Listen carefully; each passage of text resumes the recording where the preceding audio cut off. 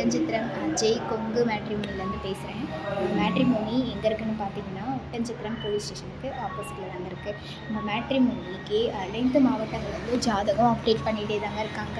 நீங்கள் எந்த மாதிரி சரௌண்டிங்கில் மாப்பிள்ளைக்கோ இல்லை பொண்ணுக்கோ வரேன்னு எதிர்பார்க்குறீங்களோ அதையே எங்களுக்கு வாட்ஸ்அப்பில் அனுப்புங்க.